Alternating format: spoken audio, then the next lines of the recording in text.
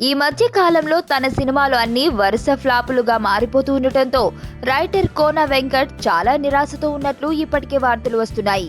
దీనితో ఎలాగోలాగా మళ్లీ వార్తల్లోకి రావాలని కాబోలు ఏకంగా రాజమౌళిపై సెటైర్లు వేస్తూ ఒక ట్వీట్ చేసి అందరి దృష్టి ఆకర్షించడానికి ప్రయత్నించాడు కోన వెంకట్.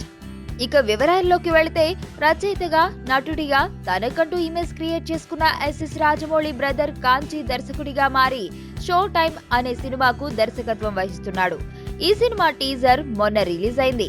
ఈ టీజర్ లో తొలుత హాలీవుడ్ నటులను చూపించి ఆసక్తి కలిగించేలా చేశాడు.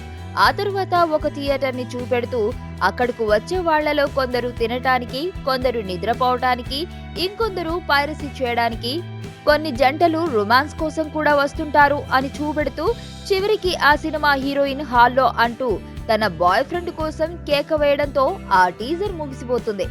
ఈగ, మర్యాద రామన్న వంటి సినిమాలకు స్టోరీ, మాటలు అందించిన కాంచి ఈ show time teaser first look తో అందరి దృష్టిని ఆకర్షించడానికి ప్రయత్నించాడు.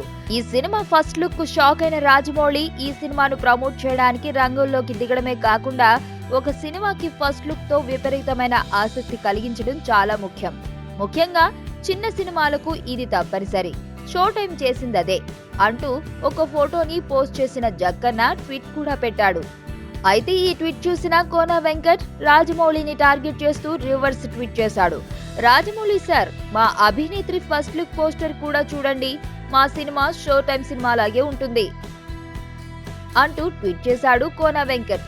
అయితే ఈ ట్వీట్ చూసిన వారు అంతా తన సినిమాను కూడా ప్రమోట్ చేయమని కోన వెంకట్ రాజమౌళిని అడిగినట్లా, లేదంటే రాజమౌళి కజిన్ కాంచి విడుదల చేసిన షో టైం ఫస్ట్ లుక్ తన అభినేత్రి ఫస్ట్ లుక్ పోస్టర్ ను పోలి ఉంది అని సెటైర్లు వేసినట్లా అని అంటూ కోన వెంకట్ ట్వీట్ వెనుక అర్థాలు ఏమిటి అని చర్చలు ఫిలిం నగర్ లో జరుగుతున్నాయి.